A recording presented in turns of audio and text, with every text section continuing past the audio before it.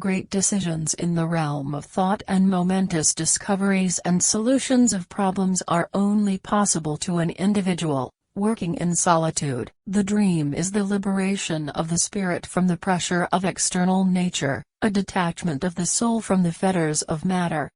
No one who, like me, conjures up the most evil of those half-tamed demons that inhabit the human breast, and seeks to wrestle with them, can expect to come through the struggle unscathed. How bold one gets when one is sure of being loved. We are what we are because we have been what we have been. Being entirely honest with oneself is a good exercise. A certain degree of neurosis is of inestimable value as a drive, especially to a psychologist. From error to error, one discovers the entire truth. Neurosis is no excuse for bad manners. If children could, if adults knew. Opposition is not necessarily enmity, it is merely misused and made an occasion for enmity. Obviously one must hold oneself responsible for the evil impulses of one's dreams. In what other way can one deal with them? Unless the content of the dream rightly understood is inspired by alien spirits, it is part of my own being. Just as no one can be forced into belief, so no one can be forced into unbelief.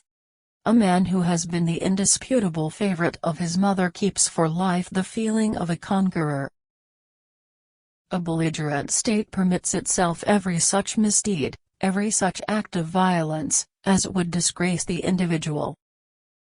One thing only do I know for certain, and that is that man's judgments of value follow directly his wishes for happiness, that, accordingly, they are an attempt to support his illusions with arguments.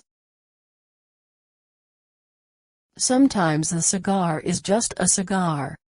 The psychoanalysis of neurotics has taught us to recognize the intimate connection between wetting the bed and the character trait of ambition. The mind is like an iceberg, it floats with 1/7 of its bulk above water. Anatomy is destiny.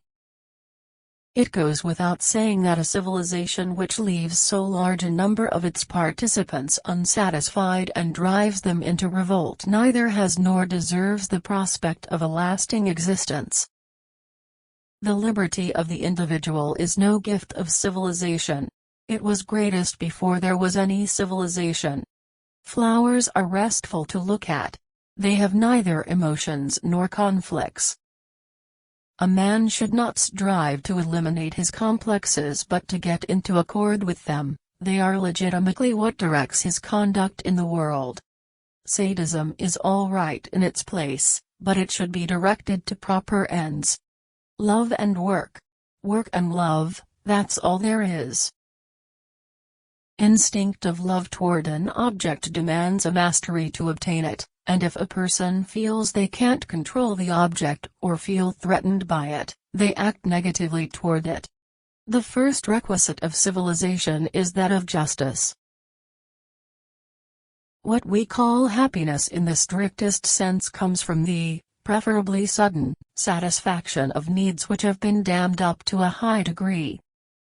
The tendency to aggression is an innate, independent, instinctual disposition in man. It constitutes the powerful obstacle to culture. He that has eyes to see and ears to hear may convince himself that no mortal can keep a secret. If his lips are silent, he chatters with his fingertips, betrayal oozes out of him at every pore.